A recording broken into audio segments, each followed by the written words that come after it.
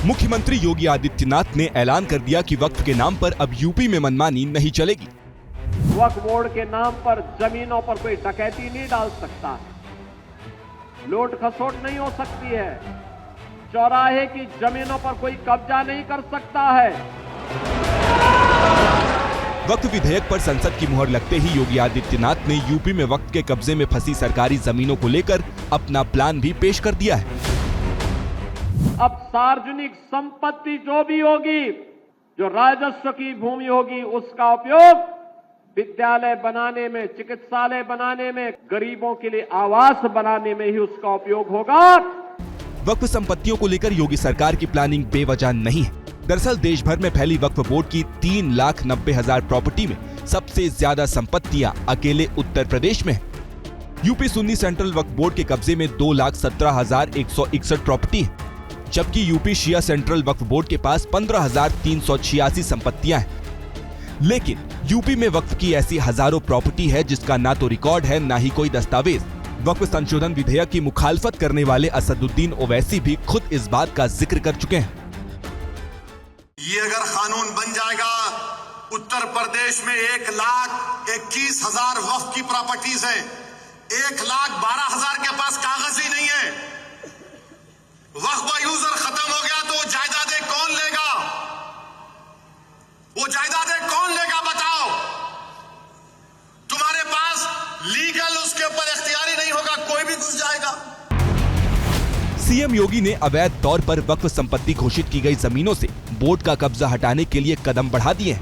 योगी सरकार ने सभी जिलों के डीएम को आदेश दिया है कि वो ऐसी वक्फ संपत्तियों की पहचान करें जो राजस्व विभाग के दस्तावेज में दर्ज नहीं है और जिन्हें नियमों की अनदेखी पर वक्फ घोषित किया गया है। सरकार ऐसी संपत्तियों की पहचान कर उन्हें जब्त करेगी, क्योंकि ऐसी संपत्तियों में बड़ी संख्या तालाब, खलिहान और ग्राम समाज की जमीनें हैं।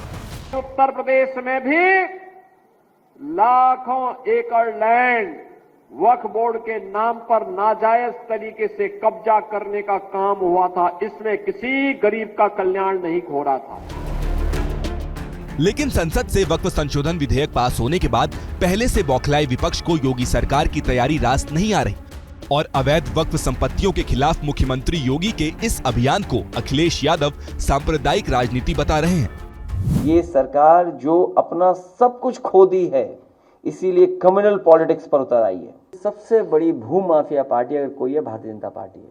भारतीय जनता पार्टी से ज्यादा जमीन किसी ने नहीं हड़पी। आप केवल गोरखपुर, अयोध्या, कानपुर और लखनऊ, इन 4 जिलों की रजिस्ट्रियों की जांच कर लें।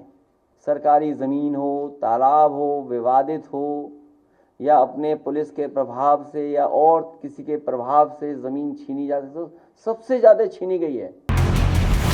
नेता प्रतिपक्ष राहुल गांधी ने समाजवादी पार्टी से भी एक कदम आगे जाकर आरोप लगा दिया है।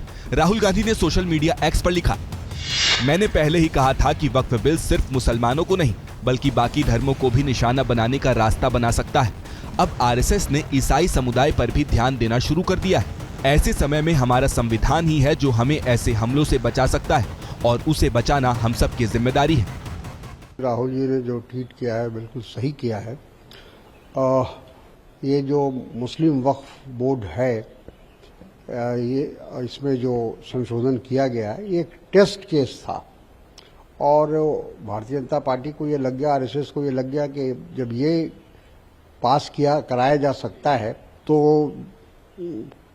आने वाले समय में यकीनन क्रिश्चियन लैंड्स है या प्रॉपर्टी है, फिर उसके बाद सिखों का नंबर आएगा, फिर पारसी लोगों का नंबर आएगा, तो हर कम्युनिटी को ये टच करेंगे। आरजेडी के नेता तेजस्वी यादव ने तो नया एंगल दे दिया है। कह दिया है कि इससे निशाना मुसलमान नहीं, मंडल वाले यानी पिछड़े और दलित है।